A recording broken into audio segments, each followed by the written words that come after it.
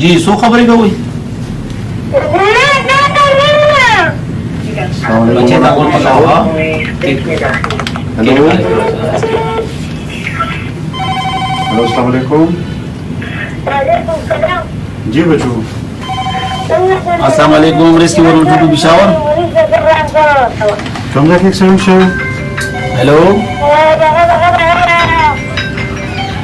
जी hello rescue one two Peshawar. कमरा के extension.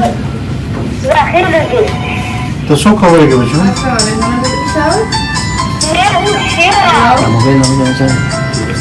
बच्चों फजल कर लो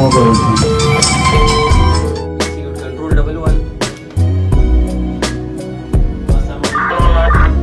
एम्बुलेंस मूव केला और बस्तर में बच्चे भी करते हैं, स्लैंटी भी मांग लेते हैं हमसे लेज भी मांग रहे होते हैं। शायद उनको वालिदैन से कहते हैं किसी नहीं दे सकते तो वो हमें कॉल करके कहते हैं कि आप हमें ला के दें। ख़वातीन भी कॉल करती हैं, वो डिफरेंट रेसिपीज़ जो हैं वो पूछती रहती हैं कि फ़लाँ चीज़ की रेसिपी क्या है, आलू पराठा किस तरह बनाना है।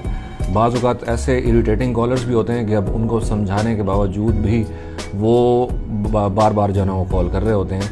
तो हम इसमें ये करते हैं कि जो कॉलर होता है उस कॉलर को हम ब्लॉक कर लेते हैं फॉर द टाइम बिंग, घंटा, 1.5 घंटा, 2 घंटा, मैक्सिमम 1 या 2 दिन।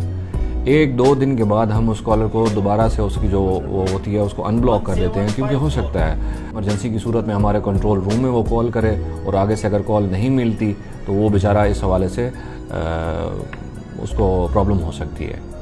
जब फेक कॉलर एक कॉल करता है तो उससे हमारा नंबर इंगेज हो जाता है टोटली, और उसका ड्रॉबैक ये होता है कि नंबर इंगेज होने की वजह से जो एक्चुअल कॉलर होता है, जिसको एक्चुअल खुदा न खासा इमरजेंसी हुई होती है, वो उस वक्त ऑन स्टेक आ जाता है, एट स्टेक आ जाता है वो, और उस इमरजेंसी रहने से ये भी हो